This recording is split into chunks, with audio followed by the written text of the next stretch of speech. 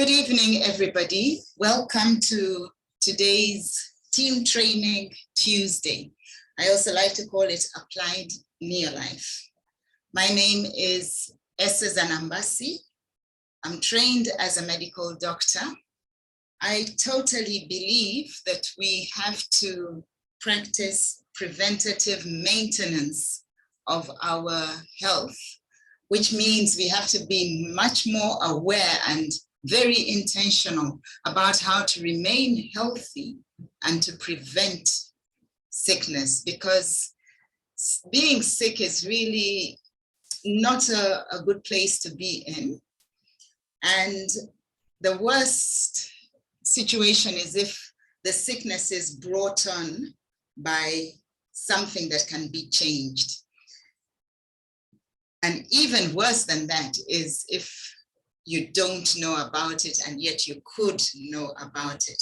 So today I thought we would discuss this topic, the importance of maintaining a healthy body weight, a healthy weight. You know, some people are overweight, way overweight. Perhaps that's the bigger concern.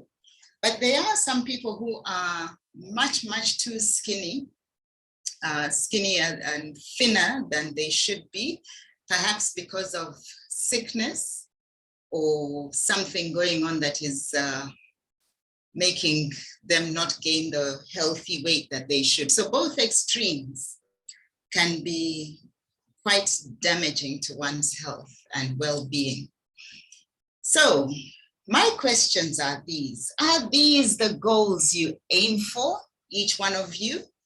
Perhaps you are looking to lose weight. You feel that you are too heavy and want to lose some weight, or shrink the tummy, thighs, and other parts of your middle because they are, you feel, embarrassing, or just enjoy healthy amounts of your favorite food without feeling guilty. How about wanting to eliminate cravings? Or you've been to the doctor and they've measured your cholesterol and blood sugar, and now you are concerned and you want to have them controlled. One thing that I believe all of us should be concerned about is how to balance hormones. That is so important. And to have others say, hey, whatever it is you're doing, I would love to do the same because you look so good. Whatever the goals are, I just want to point out that the effects of the modern diet these days and the effect of other lifestyle factors, such as the sedentary lifestyle that we are leading. We are not doing nearly enough exercise as we should. Let some international health organizations, the World Health Organization and the CDC, to report way back that by 2020, 3 out of every 4 deaths would be caused by chronic lifestyle-related diseases. And I think that's what we are seeing today. We're in 2023. And now I believe we have no excuse but to do something about it. So 3 out of every 4 deaths, there'll only be 1 person left out of every 4. So what are the chronic conditions that are most often seen? You know, people go to doctors and clinics and complain of these things: high blood pressure, diabetes, arthritis, and other chronic problems, pain. Anxiety and depression, that is a major one, particularly among the younger generation. The below 35s are really dogged with anxiety and depression. And then respiratory problems, skin problems. Last week, we spoke about irritable bowel syndrome and inflammatory bowel diseases. They are very common. And then dementia and cancer. So what are we going to do about it? Because my issue, and perhaps I should introduce myself a bit more fully. I was trained at medical school, so I am a medical doctor by training, and this is what we were trained to do. to prescribe after we have made a diagnosis. However, we are seeing change in disease profile. It isn't the same, or it isn't the easy, simple, you found an infection, so you are going to give an antibiotic. It is not that simple anymore. Lifestyle diseases are different. So there are more and more medications being used to manage chronic diseases than ever before. My humble submission is that this is adding to our toxic burden. And as we continue with the topic, you will see why I am very, very concerned. Now, many people say, I would be happy if only I can lose my belly or my bums or whatever part they point to.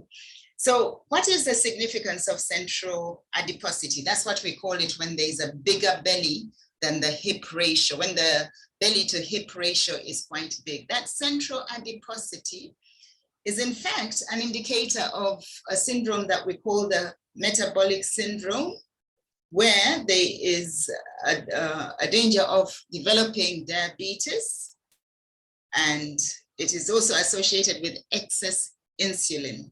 Now, those two are already pointing to a lot of inflammation. And then high blood pressure, part of the metabolic syndrome.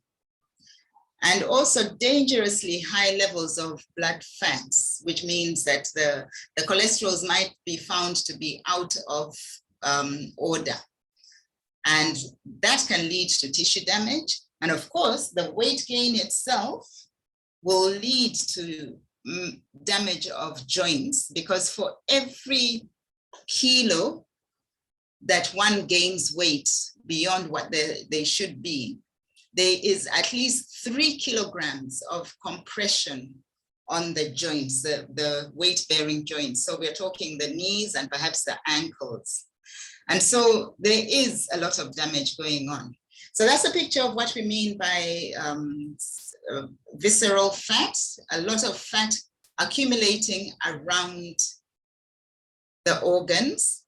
And then there's also some in the skin. Now that is actually a spillover of too much fat in the liver. So that's just to point it out now. So what central adiposity means is that it is clearly an indicator of insulin resistance. So all these concepts I want you to bear in mind as we unfold the story about the importance of managing weight, and also what solutions they have to be, okay? But this doctor several years ago said that the solution to this problem of insulin resistance is not to reduce insulin, or rather not to give insulin for that matter, or to reduce cholesterol, but it should actually be to keep blood sugar stable. Because guess what? Once there's too much sugar in the diet, in whatever form, either added to our food, which it is, or it is metabolized or broken down from things like processed grain, the flour and rice and all that, then that sugar is what causes that excess that leads to insulin resistance. And so let's carry on connecting dots. What led to this is that there has been a total refusal to distinguish between refined and rapidly absorbed carbohydrates, which increase insulin production rapidly and dramatically, and complex carbohydrates that do not do that, okay? So there is this push to have fast foods that increase insulin rapidly. And it has gone so far that what do we give our children for breakfast? We give them a lot of carbohydrate in the form of porridge early in the morning. And when all is said and done, we are setting up our children, let alone the adults, for what can be described as a disaster. So let us now turn our attention to talking about weight management. And it really boils down to knowing what to do and how to choose, I believe. But we have a problem in that we are not eating food that is good for us. What we are eating, what we aren't eating is killing us. But what we are eating is also killing us, in that we are not getting enough of the right things, and instead we're putting in too much of these things. And in the long run, we become overfed and undernourished. That is the real problem. And so I hope that we can offer some solutions, because the results, the consequences, and the price that we are paying for being overfed and undernourished is huge. And we can count it in terms of finances, but more importantly, we need to count it also in terms of what it does to families, how it can impoverish families, not only materially, but also emotionally as well. So let's carry on with the fact that many factors can cause disorders of metabolism. And, you know, you can be taken to the doctor, or you can take yourself to the doctor, and they will point at the thyroid and say, that is your problem. Your thyroid is not working. And if they are trained to medicate you, they will medicate you, okay? Without necessarily finding the underlying cause. And then other things like menopause, which is a natural occurrence. It's a natural progression in any woman's life. That time comes. Or depression might be causing unexplained weight gain and fatigue. Or you might be diagnosed, if you're a lady, with polycystic ovarian syndrome or ovary syndrome. Other things that may cause unexplained weight gain and fatigue is insomnia. In other words, failure to sleep well. That is so common, and maybe the underlying challenge is stress. Whatever it is, I think it is important for us to unpack it and to be also very careful of the advice that we listen to. Because being overweight, or underweight for that matter, but having a weight challenge has become a symptom as well, so that so much conflicting advice is given to try and treat it without actually pausing to say, what could be underlying this challenge? So you'll say, okay, treat it this way, drink this drink, have that pill, do that kind of thing. So what I'm trying to say here is that let us all pause, collectively take a deep breath, and try to understand what the root causes could be before we try to do something about them. So if we're all in agreement on that one, we can carry on, that even more advice is being given, that yeah, you've got a wedding coming up, so here is a quick fix. Or you might have extreme weight loss and you might discover that you're actually diabetic. Just keep listening to the advice, but use your own wisdom and intuition to find a solution. And I hope we will go some way. So the first thing I want to do is to say, have you looked at your diet? I touched on it, but you know, modern diet has actually degenerated quite remarkably. We're eating a lot of fast packaged, convenient foods. Can we agree that we need to go back to eating wholesome, organic, if possible, which means not sprayed with a lot of toxic chemicals, okay? Because 75% of all diseases can be prevented just by changing what you're eating. But now I want to talk about cravings. What are cravings? Craving is described as the powerful desire for something. And the origin of that word is to demand or to claim it as a right, you know? It is your right to have that chocolate, or it is your right to have that sugar. Ultimately, the body learns to crave for those things. So there are a variety of things that can be craved for.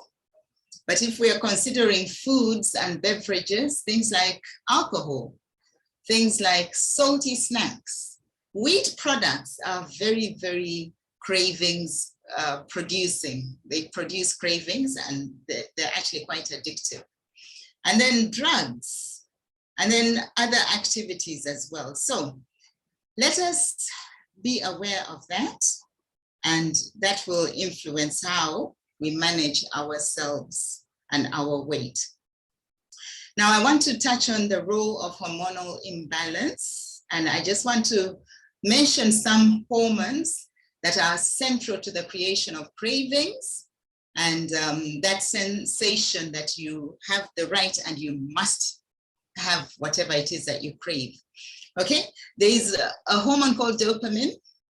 There are hormones called cortisol and adrenaline that are stress hormones. They are produced in response to stress.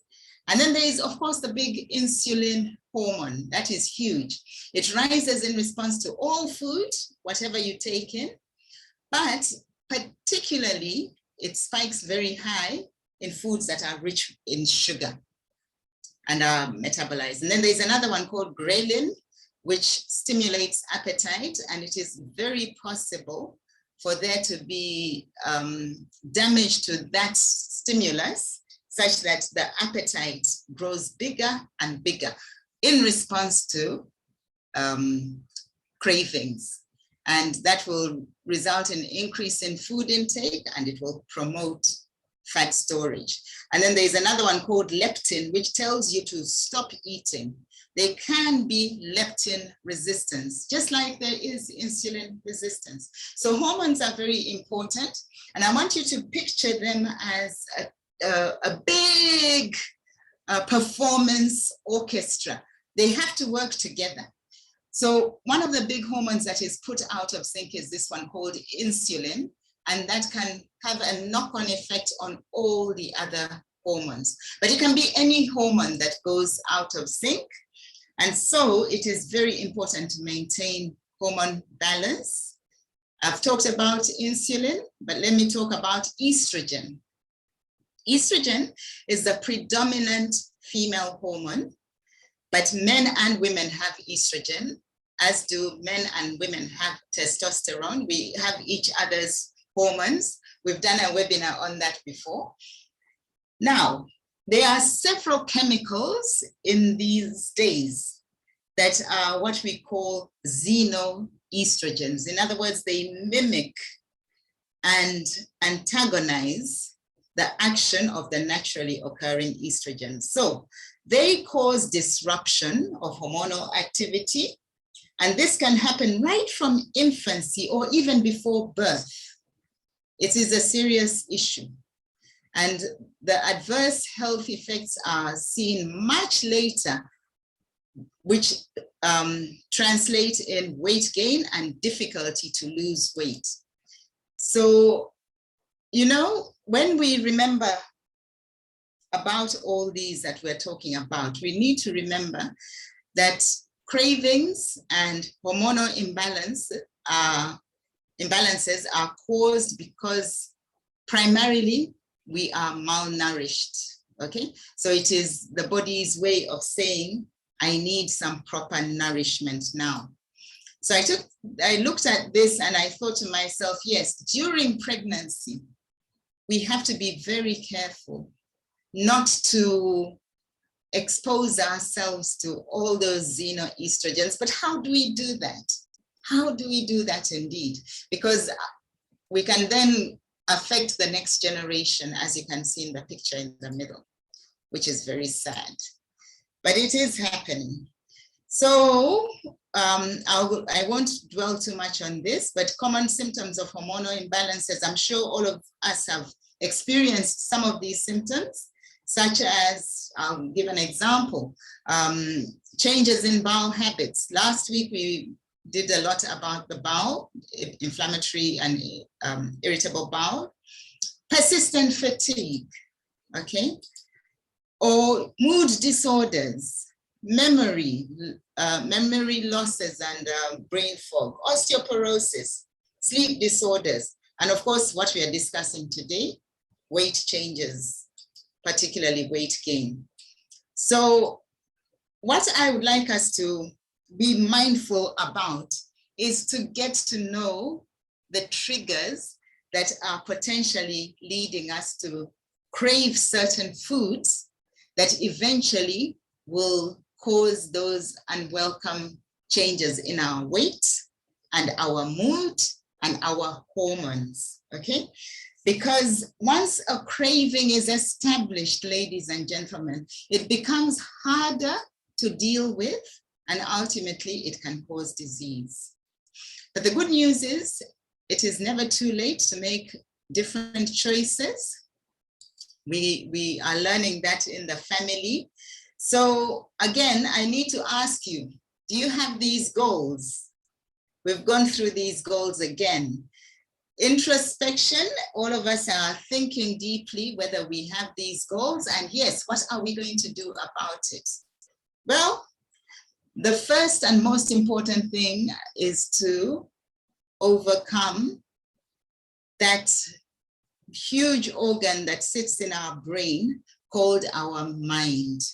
And I just want to put it to you, we can discuss this later, that the first thing that happens is a thought, and that triggers a chain reaction and release of hormones and enzymes. It isn't the other way around. We tend to think that, oh, well, there's nothing I can do about it because this is what is happening to my hormones. No, if we watch our mind, we will influence the way our hormones behave as well. So I want us to touch on this topic briefly. We'll have a nice discussion about it, about fasting. What is your opinion? Okay. I personally have a lot of opinions on fasting. I think it is a very good practice. I will tell you immediately that with fasting, you can also influence those spikes of insulin. And so that is my take on it for now, but it is possible to create a fasting lifestyle as part of weight management and a very integral part of weight management. So we can have a good discussion. I don't want to spend too much time on that, otherwise we'll run out of time. Perhaps lastly, or part of the discussion, remember that it is important to keep the liver healthy. Why do we say that? The liver is the key detox organ in the body. Hormones are metabolized and eliminated by the liver. If the liver is not healthy, if, for example, the liver is having to deal with so much sugar and processed foods that it has now become fatty, and by the way, belly fat is actually a spillover of fat from the liver that becomes overwhelmed, and then the body has to put it somewhere.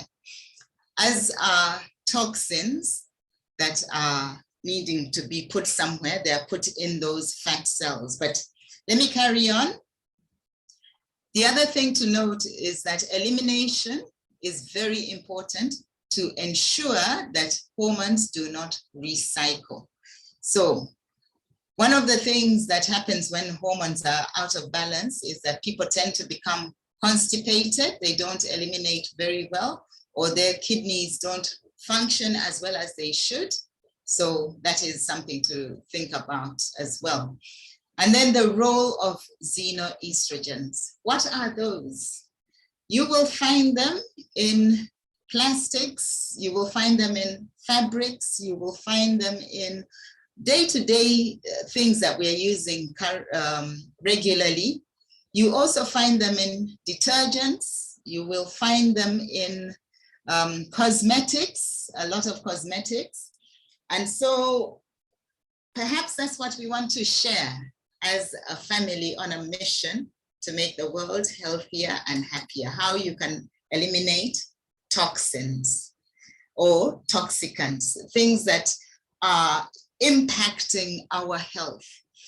Over the past 50 to 60 years, over 80,000 chemicals have been added to our day-to-day use. That is serious. And perhaps all of us who are concerned about weight management and disease and sickness must start looking around and say, what is it that I am using that could be contributing to the way I am feeling? So I ask again, what is the most important first step to address in order to achieve your ideal weight? And that first step is your mindset. Again, because you will have to think carefully how you buy things going forward. Now, by patiently teaching friends and family that there is no quick fix, only consistent commitment to doing a few basics, forming good habits, and leading by example, together, we can make the world a healthier and happier place. But you see, the tendency is to want a quick fix. And those of us who have committed our lives to lifestyle change are sitting waiting for you. So if there are any guests on the call, we are waiting for you to see how we are approaching issues such as inflammation. I just want to describe that inflammation is the mother of all diseases, and it is up to the body to be able to cope with the inflammation. I've already pointed out that there are lots and lots and lots of toxins that are in modern lifestyle. There was that one of the pictures of the ladies holding a cell phone. That's another form of toxin. We call it electromagnetic fields. So what are we going to do? Here are some solutions that we would like to offer. The first one may sound dumb to anybody who doesn't know what we are talking about, but by changing your soap, all right, starting at the very beginning, for me, that makes absolute logical sense to remove an important but less obvious cause of the challenge of overweight and hormonal imbalance. Change your brands, and within 6 to 10 weeks, your body begins to feel safe enough to release the toxins that it has stored away in the fat cells. So if you are wondering, how come we gain weight? It is to protect us, to protect key organs from the many, many toxins that we are using around our house. So the first thing would be obviously to change that and stop using them so that you turn to these ones that are low burden, non-toxic, and they work so well. For example, this one has the bonus, it's a laundry compound, but the bonus is that it leaves no residues on your dishes and plates that can potentially disrupt the gut microbiome if you're using a dishwasher. Otherwise, for hand wash, we have everything. We have the right things that won't leave antibiotics and other chemicals. Then the next thing to do is to say, okay, my diet, how am I going to change that? Rest and adequate sleep, because that is a big factor in weight gain if you're not sleeping well. And a lot of people think, oh, well, I can get by with 4, maybe 3, maybe 5 hours. that is a sure way of gaining a lot of weight as well. And then obviously factoring in the need for exercise. I've said that sedentary lifestyle is a challenge. And then stress management and supplementation. Now, when it comes to supplementing, it is important to know what supplements to use, and that's what I'm going to show you. So last week, I just want to recap very, very briefly. I brought up a few important questions. What could be causing that? So ask this important question. What's leaking into my bloodstream? Are there holes in the gut? Do I have a disrupted gut microbiome? This is a genuinely important question because being overweight is one of the ways that you can look at it as being very inflamed. In other words, there's too much inflammation going on and hence the gain in weight. So now let's ask another question. Do we really need to supplement? Yes, we do, because our diets do not supply what we need. So for example, vitamin B complex is a water-soluble vitamin, but the deficiencies can mean that your body doesn't turn food into energy, okay? And instead, it just stores it as fat, and already there are other issues going on. And vitamins, all in all, are critical for our health. But they're not the only thing that is critical. Minerals. Do we really need minerals? Yes, we do. For example, chromium is important for increasing insulin sensitivity. I've already pointed out that insulin resistance is a big factor in weight gain and other things that can happen with insulin. Insulin being too much can be very inflammatory as well. And then we need all these ones for our enzymes, zinc, magnesium, calcium, all those are needed. So due to modern food growing and processing, we are all, bar none, deficient in minerals, and we therefore need to supplement in order to be able to manage our weight properly. So we owe everything to the scientific advisory board that has underpinned all the products that we have in our range. And for the guests, just to tell you that they were the first to consider everything at a cellular level. And they said that unhealthy cells mean that we are not able to use our nutrients efficiently. And the end result is that we are always hungry, and that will lead to insulin resistance, leptin resistance, and the ghrelin will continue to be produced to increase the appetite. So this is very, very important what we are talking about. And working at a cellular level means that the nutrients have to be able to access the inside of the cell to reach the place where energy is created. We call that the mitochondria. We have thousands and millions and billions of mitochondria. So let's talk some solutions. We have what we call the core products. Pro Vitality is the core product that one is advised to start with. And in there, let's just break it down, is TreaNN.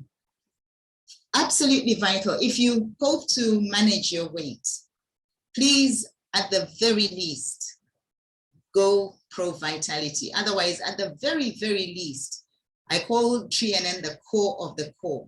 Use TreaNN and you will see rebalancing. And if you use it together as the Pro Vitality, you'll be serving yourself well. Now, how does TreaNN work? I've pointed it out. If nutrients can't get in and waste can't go out, the fat cells grow fatter to accommodate that toxins and other toxins from outside.